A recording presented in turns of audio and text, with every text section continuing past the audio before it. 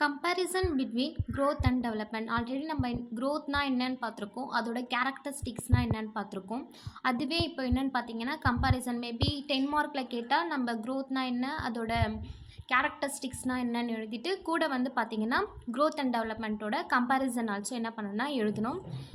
Already கொடுத்ததே தான் இங்கேயும் வந்து என்ன பண்ணியிருப்பாங்கன்னா மென்ஷன் பண்ணியிருப்பாங்க. நான் ஃபாலோ பண்ணுறது வந்து பார்த்தீங்கன்னா நாகராஜன் புக்ஸ் வந்து ஃபாலோ பண்ணுவேன். 2001 எடிஷன் இது. growth is quantitative, indicate increase, enlargement and augmentation. growthன்றது வந்து என்னென்னு பார்த்தீங்கன்னா குவான்டிடேட்டிவ் சொல்கிறாங்க. ஆனால் டெவலப்மெண்ட்றது போத் குவான்டிடேட்டிவ் இருக்குது அதில் குவாலிட்டேட்டிவும் இருக்குது. இதோட ரிசல்ட் எப்படி ஆகும்னு பார்த்தீங்கன்னா ஃபங்க்ஷன்ஸ் ஆகும் இண்டிவிஜுவலாகவே. growth could be objectively observed and measured. growth வந்து பார்த்திங்கன்னா ஆப்ஜெக்டாகவே அப்சர்வும் பண்ண முடியும், at the same time measure பண்ண முடியும். ஆனால் டெவலப்மெண்ட்றது வந்து பார்த்திங்கன்னா இது வந்து குவாலிட்டேட்டிவ். இதை வந்து மெஷர் பண்ண முடியாது, ஆனால் அவங்களோட பிஹேவியர் சுச்சுவேஷன் மூலமா நம்ம என்ன பண்ண முடியும்னா அப்சர்வ் பண்ண முடியும். growth does not continue throughout the life span. இது வந்து நம்மளோட throughout the life span வரைக்கும் இது கண்டினியூ ஆகுமான்னு கேட்டிங்கன்னா கண்டினியூ ஆகாது. ஆனால் டெவலப்மெண்ட் வந்து பார்த்திங்கன்னா கண்டினியூஸான ஒரு ப்ராசஸ் சொல்கிறாங்க. growthன்றது ஒரு ஆஸ்பெக்ட் ஆஃப் டெவலப்மெண்ட் மட்டும்தான். ஆனால் டெவலப்மெண்ட்றது வந்து பார்த்திங்கன்னா மெனி சைடட் இருக்குது.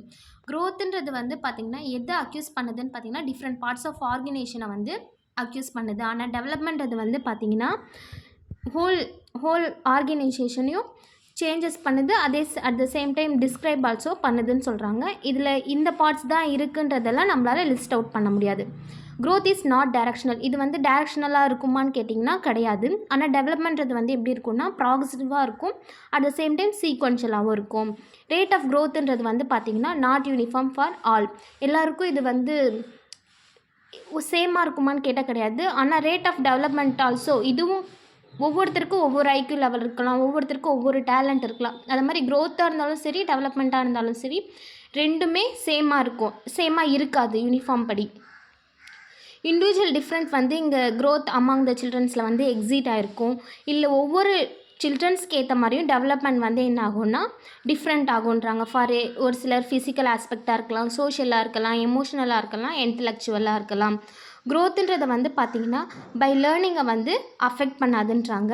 ஆனால் டெவலப்மெண்ட்றது வந்து பார்த்திங்கன்னா லேர்னிங் அண்ட் எக்ஸ்பீரியன்ஸ் மூலயமா என்ன ஆகும்னா டெவலப்மெண்ட்றது வந்து பார்த்திங்கன்னா அஃபெக்ட் ஆகும்.